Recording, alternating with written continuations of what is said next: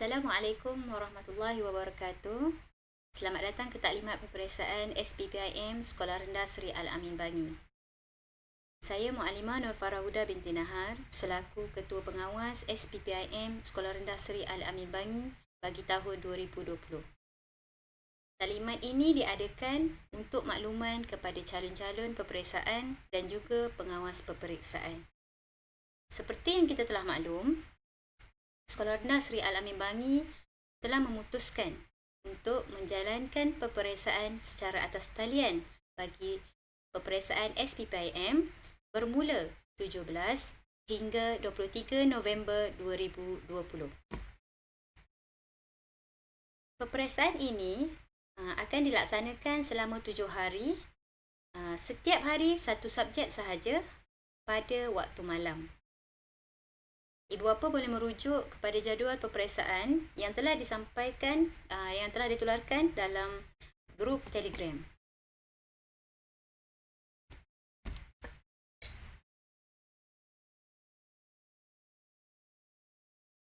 Peperiksaan norma baru. Seperti yang telah dimaklumkan sebentar tadi, peperiksaan akan dilaksanakan di rumah masing-masing. Ibu bapa sebagai pemantau di rumah dan telah dilantik menjadi sebagai pengawas peperiksaan di rumah. Soalan peperiksaan akan dimuat naik dalam aplikasi Microsoft Teams kelas masing-masing, iaitu grup peperiksaan. Jadi ibu bapa perlulah memuat turun aplikasi Microsoft Teams bagi memudahkan segala urusan peperiksaan.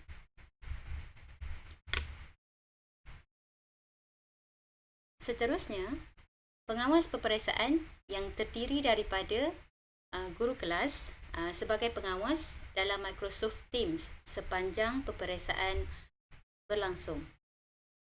Sebarang ketidakhadiran calon perlulah dimaklumkan kepada guru kelas.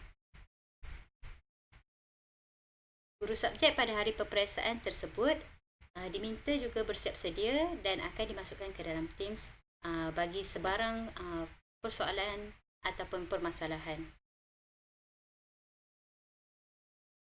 Pengawas peperiksaan juga perlu memastikan ibu bapa perlu menyimpan borang aku janji dan skrip jawapan peperiksaan dan hantar ke sekolah semula pada masa yang telah diberikan oleh pihak sekolah.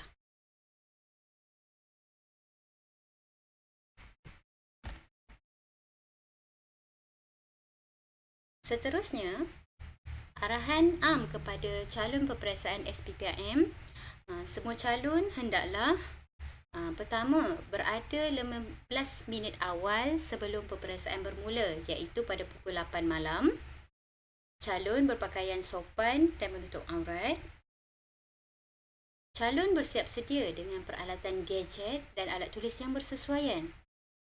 Keempat, calon telah siap membuka Teams dan memuat turun soalan peperiksaan. Tulis nama dan angka giliran dengan jelas pada kertas jawapan yang digunakan. Calon perlu membaca semua arahan pada kertas soalan dengan teliti sebelum menjawab soalan. Baik, semasa peperiksaan, calon perlu membuka kamera setiap masa sewaktu peperiksaan dijalankan. Calon tidak perlu mencetak dan menyalin soalan. Tulis jawapan sahaja dalam kertas kajang atau A4. Calon menggunakan bolpen hitam sahaja.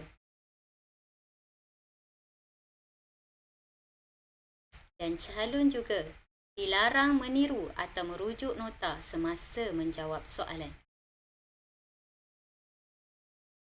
Selepas peperiksaan, calon perlu mengambil gambar kertas jawapan dan dimuat naik di bahagian assignment dalam aplikasi Microsoft Teams.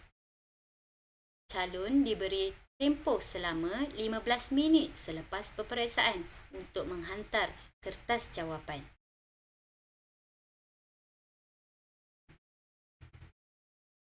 Itu berkaitan dengan calon. Bagi ibu bapa, surat aku janji telah